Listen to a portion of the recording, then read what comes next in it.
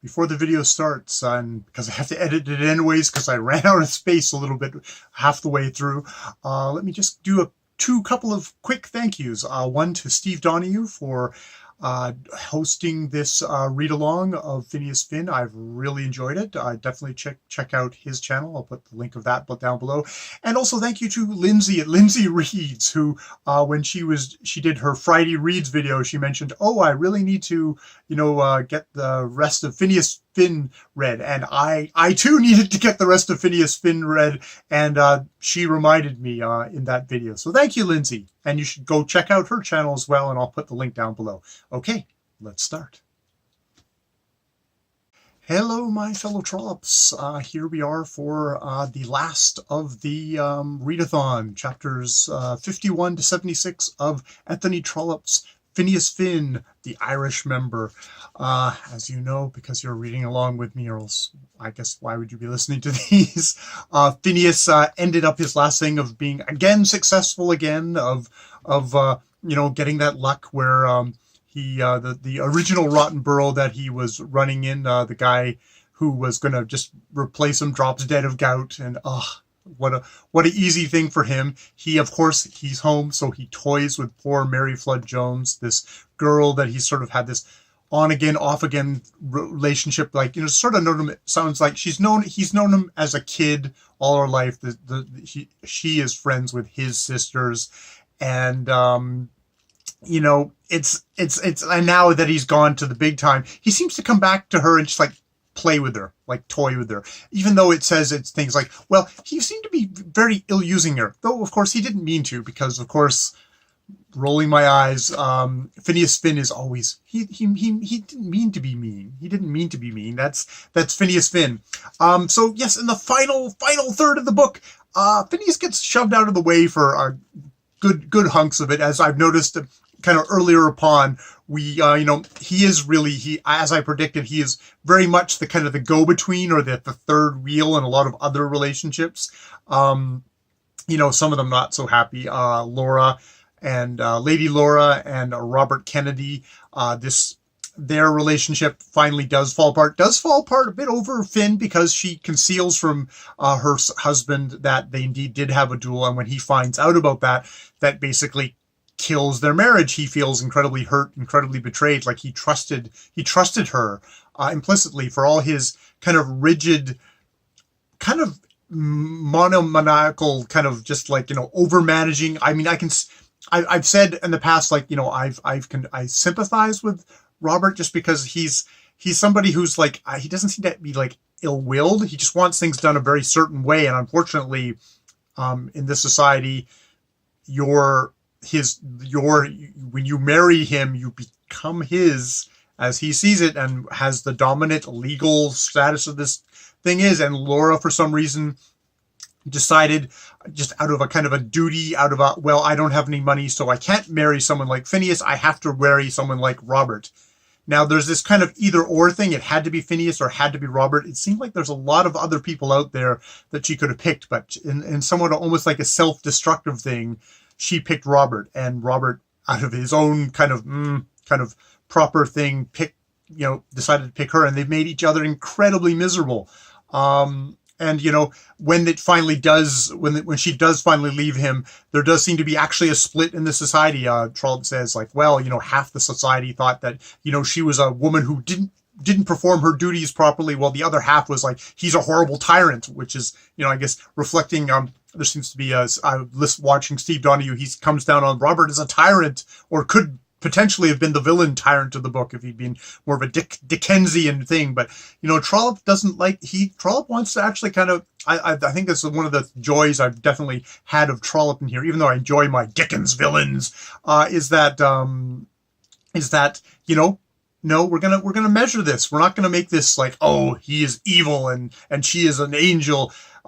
It's very much that, well, there's kind of stuff on both sides. That said, at the end, legally, her body is his possession, and he's demanding return of his property as a husband legally. And so she has to flee the country, which, when you get to that extremes, you start to think much more of Robert as a tyrant and something that obviously I'm not going to like, oh, poor guy. It's like, no, he's going to use the law to pursue her and like force her to come back, and she has to flee the country, which, I guess I put something in my shit list. Ooh, progressive feminist here. So that's where you leave kind of Laura and Robert, and this is I've been talking about the suffragette movement, and the start of perhaps women having rights is going to be coming. It's the political side of this, because I think you always have to look at the political side of this, and then a further very pushing out of Finn, actually lovely, delightful pushing out of Finn, is Violet and Lord Chiltern. And it's funny because poor Finn is like, oh, I'm still nursing like feelings for Violet, and Violet and Lord Chiltern, they get together, and it's kind of this fiery, passionate thing, and it's like, yeah, Finn's nowhere to be seen, but it's this battle of wills, and they do fall out for a while, and Finn kind of comes in going, I'll welcome, and Violet just shuts she shuts him down, and it's like total respect for that, of that, she just shuts him down and pushes, it's like, you're not getting anywhere near me, I can never love anyone else, and when it's kind of the implicit thing of like, I'm never going to love you, and and Finn's like, oh, I should have waited a little bit and then done it, but I pushed it too far forward, so therefore I'm never going to have a chance, which, I mean, this is the whole wear a woman down until she says yes sort of mentality, which is very accurate, unfortunately, even to this day. But I find it interesting that when Violet initially does say she's going to take Lord Chiltern, she's going to admit her love to him, and they're going to get engaged, the first engagement, she talks about taking a jump. Like, it's like a leap of faith. But I have to say, I still think back to Lord Chiltern riding that horse and the leap, and how that leap turned out for that horse. So, obviously in this book, I don't know if we'll find out later, things went badly, whether, is it going to work out between them? Trollope is a nuanced enough of a writer that I think it leaves it open at this point to say, well, they're going to give it a shot. And actually he does a good job of kind of bolstering the thing of like, actually Violet has got enough of her own. She at some point says like, well, the reason why I'm actually considering him is that we actually have stuff in common. Like our wills are kind of equally as strong, which is why I think there's that clash, and it looks like they fall out and they finally do get back together. That they're actually, strangely enough for me, all calling him a brute and just, a retrobate. And indeed, when his father says like, well, what do you want to do with your life? He says, yeah, I just want to basically hunt and be a lord. And I've got no interest in making myself useful or doing anything. It's like it's somewhat like he's just going to be like, I hunt, I like the horses, and it's like, I guess it must be a nice place to be. Must be a nice place to be. But it's like he's got all this kind of energy and anger and stuff like that, but he doesn't seem to have any actual outlet for it, which I don't know if that spells well for later on in life. Like, well, how's this guy going to get? This guy isn't going to get any better when he gets older. But so yeah, and so that's the Violet and Chiltern thing. Then there's the Madame Goesler, because there's all these romances. Trollope is great at sucking you in with all these, I don't know, romances, but just like triangles and different things, because you get Madame Max Goesler and her and the Duke of Omnium, which you got more of in this thing, which, the Duke of Omnium, this is the old Duke of Omnium who, Lady Glencora and, the Palliser are kind of waiting for him to shuffle off this mortal coil so he can assume that, and indeed so their child can inherit and one day become like Duke of Omnium. But Madame Max Goesler has semi sort of set her sights on him, or it's her ambition. It's like, well, I'm getting all these different people that to accept me, and the Duke of Omnium gets entranced, as who wouldn't get entranced by Madame Max Goesler, and he's this 70-year-old guy who's like, oh crap, he's about to marry some young hottie and rob Lady Glencora, because it's more Lady Glencora who's more concerned about indeed passing on this most august of the noble titles into her family, and she's like crap, this adventuress is gonna stroke it away from me. And I believe in the chapter called Another Duel, it's a duel between Lady Glencora and Madame Max Goesler, and that is the real duel of this novel. It's like, who cares about dudes shooting each other? You know, do that in some kind of super. This is the super high powered stakes fireworks duel. I think it is interesting that you know, I guess of the time, that Lady Glencora, who I'm eager to see in other stuff, gets suddenly it's like it's all about her being, you know, about Madame Max being a Jewess and yellow sallow skin and devil eyes, and it's like it's not a pretty side of her. Unfortunately, you know, anti-Semitism obviously being quite incorporated part of the life and a part of, and I mean, I'm sure that's one of the reasons why Trollope made Madame Max Goesler, if not Jewish herself, she was married to a Jewish fellow and thus is considered Jewish.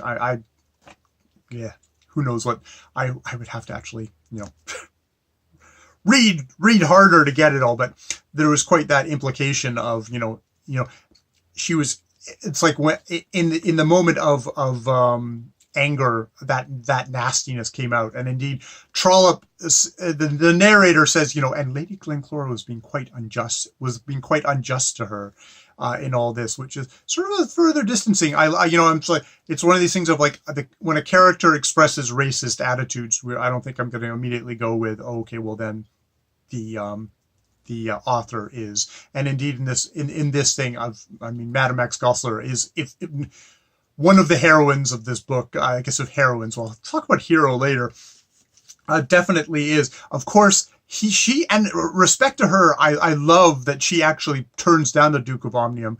And it doesn't have so much to do with the Lady Glencora, but her just basically weighing the things of like, okay, this is an ambition. Is this an ambition that's going to make me happy? Is this an ambition that's actually going to make me free? It's like, no, it's going to actually restrict me. It's going to push me into a certain place in a society and I'm going to have to conform. And she says, no, I don't want that. I'm happy. I'm happy as I am. And unfortunately, she also goes on to say, and besides, she loves another. And it's a shame that this other only comes to her with tales of how Violet Effington won't love him because it's Finn that she is in love with. And indeed, by the end of this book, she's still like, we'll always be friends, obviously. It's like, what, you know, and Finn, the allure of the hairdo. Thank you, Steve Donoghue, for that. The hairdo that is Finn, this overly nice guy. Oh, and I in this book, I have to say, because you know, there's this question of like, oh, the narrator often calls him our hero and stuff like that.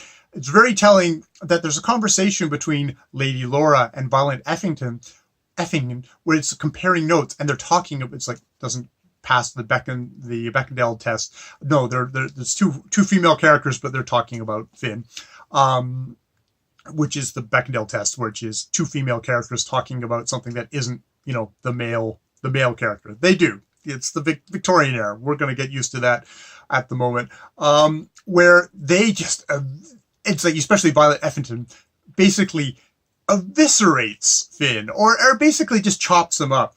Is just like, you know, he was never quite tall enough, and he lacks something in individuality, and is too much of a friend to everybody. It's like, yeah, I think that sums up Finn of both his positives, but also his like, this dude just sails through life, and he's just like, he's always a friend. Oh, and his passions are always like, they're marked in chalk. They're never like a notch. It's like, because he, you know, oh, he loved Lady Laura, but oh, we can just wipe that away with a little handkerchief because it was just chalk. My enduring love forever. And then it's, oh, Violet, I love Violet forever. And it's like, well, you know, as we find out, that's going to be, oh, yeah, I can wipe that away. And now it's interesting that that Finn, I criticize Finn for all this stuff, but then we get into the kind of the political side of things, the parliamentary side of things. And he shows a bit of mettle there, I have to say. Like, he has a choice of of kind of taking the safe route of being a functionary in this government, of being doing the colonies. He's a junior member, so he's going to do something unimportant. He's going to help construct the railways and thus unite Canada and create Canada's nation. It's a minor, nothing job. It's a footnote. It's the sort of thing you give somebody who's like, okay, you've got promise, but we'll give you something unimportant like Canada. Come on. But indeed, yes. So. And isn't it poet? I don't know if Anthony Trollope is that thing was Canadian niceness already a thing in the 19th century, that you would have someone who's like, yeah, he's the kind of the nice, boring character in a book. That's who you would get to create Canada. Thanks Anthony Trollope for retroactively making a Canadian joke in your book, even before Canada was created. The Dominion of Canada was created. But instead of taking the safe Canadian route, he decides to get involved with Mr. Monk in the Irish tenant rights. And it's one of these things of I love the politics in this book of and educating myself of like going, I think things were kind of bad in Ireland at that point. It's like things were really freaking bad in Ireland at that point. There's a reason why they're all emigrating to North America at that point. There's like it wasn't the first potato famine, but the Great Potato Famine, which killed. It only killed like 1 million Irish people, but it's like had happened like earlier in the century, but. It's like 95% of the land is like people, more people didn't own the land. So everyone was a tenant, and you can get evicted from it for basically not paying your rents. And it was like, and a gigantic proportion of the population was just living in abject poverty. I was thinking, Finn, he's sort of like, he's a poor, he's like, he's just a son of a doctor. It's like, actually, I think that was actually like, slightly aristocratic level for what it seemed like, the standard of living and how things were in Ireland at the time. So that he gets involved in this question, it's like, this is actually, it's a plot point in the book, but it's also a really burning, contentious, big issue. And he throws his lot in with Mr. Monk, who says, look, I'm an idealist. I'm going to resign from the government over this, but like, you've got a chance of becoming kind of one of these guys who works in government, who gets paid. He's getting paid good cash. It's £2,000, £2,000 a year, something like that. And it's like, you've got a chance, but you have to basically conform to this parliamentary system where you just vote with the government. And I'm going to be voting against the government because I'm going to be pushing this thing, which they're not willing to do it yet. But he very much says, this is a part of the genius of this system is that we're going to push it a little bit. It's probably going to fail, but it'll introduce it into people's minds. And there's that slow, gradual thing. And there's some real good thoughts here about government, because, I mean, we rag on government like, we elect somebody and we elect them to be our fighter for the constituents in their thing, but they just vote for the government and they're just all hacks and they're all corrupt. It's like, Trollope actually does a really good job of, doing an argument for politics here as someone who is interested in going into politics himself and never actually getting in, but he makes a good argument for, the value of politics, the value of the people who just support the government, and also having those people on the sides that are pushing against it, and that slow progress, that slow, messy progress where it's not any one individual, but this kind of a group thing that slowly stumbles towards hopefully improving, hopefully responding in some way to the system. I mean, I think Ireland is one of the toughest, and indeed, probably one of the reasons why Finn gets to be in Parliament is because of earlier reforms, which actually brought the Irish more into government, and they can become more of a factor. It's like that's the reason why there wasn't a revolution in England. I mean, that's why there was a revolution in the United States, and so. It's just one of those things of it's a grand tradition of slow, messy, frustrating, lumbering reform that kind of gets the job done in a much more stable, much more a better. It's better system. I think there's someone like Winston Churchill said, like, democracy is just completely terrible, but it's the least of the terrible systems that we could actually have. And I think this is a book that is definitely kind of making a case for that. And indeed, someone like Finn, who is so fickle and so not too much of an individual, is a good kind of a representative, a good person to have at the heart of a book like this, because he's not someone who, for the most part, and he's severely tempted just to kind of go along and not have this vote of conscience. And it's one of these things I super admire Mr. Monk, but I actually come away with this book also. It isn't a book that's like, oh, well, just, all those guys in government are corrupt either. It doesn't take that easy route out. And I respect this book for that, because it's not, I think even at this time, there'd be much more of an inclination to just vilify versus saying we live in a big, complex, messy world. And this book is really, really, really, really good at doing that. Oh, man. If I'd been doing a vlog of this, or I apologize to people who were probably, I listened to it on audiobook, and for the final bits of this book, I'm sure as I was riding by listening to this audiobook, all people heard was, and that, is when Finn goes, what the heck, I'll marry Mary Flood Jones. What the heck? It's like, Violet Effington kind of tossed me off as my male honor thing. I can't marry Madame Max for money, and I, for some reason, can't convince myself to think I love her so I can take her money without my conscience, even though he's been quite able to rationalize that in the past. And maybe it's because he'd have to be doing it so baldly that he says, "Oh no, I propose to Mary Flood Jones." Mary Flood Jones, who, it's like one of these characters. It's like, wow, you really get screwed over for being a woman. You really get screwed over for being a woman. It's like, if she'd been a guy, she could have had Finn's life, but instead she gets to sit in Ireland, and every once in a while Max comes back and toys with her and tells her.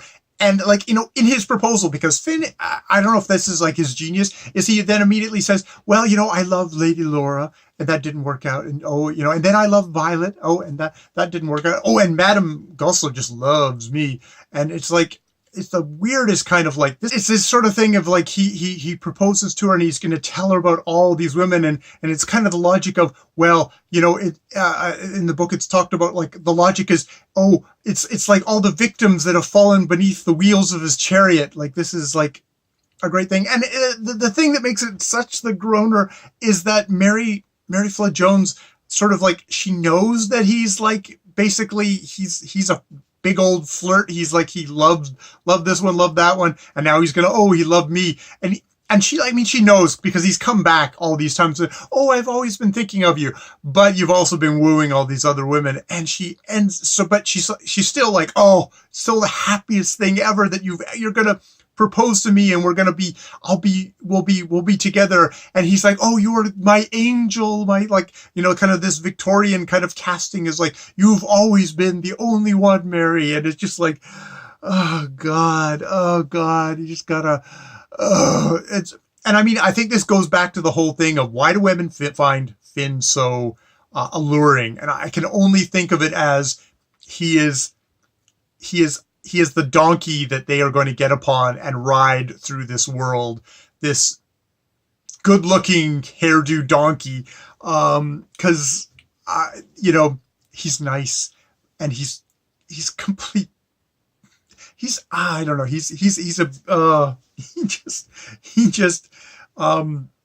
But I think I go back to, again, I think the strength of this book, having someone like Finn at the center of it, is that it is a book about the Parliament, and it's about going into something and sort of not being an individual, about kind of putting your shoulder to the wheel with everybody else and finding a way, like choosing your party and pushing that way.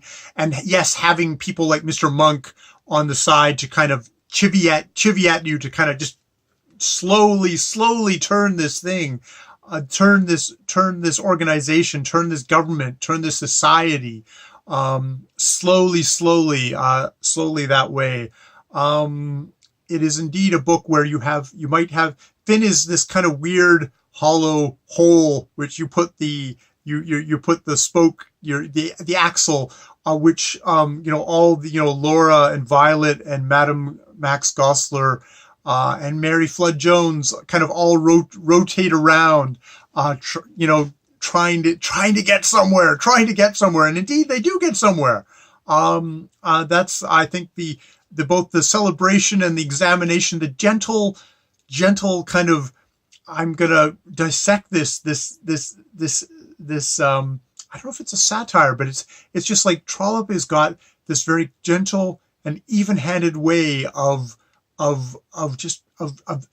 examining and both criticizing and celebrating. And I mean, even some of the things, someone like the odious slide,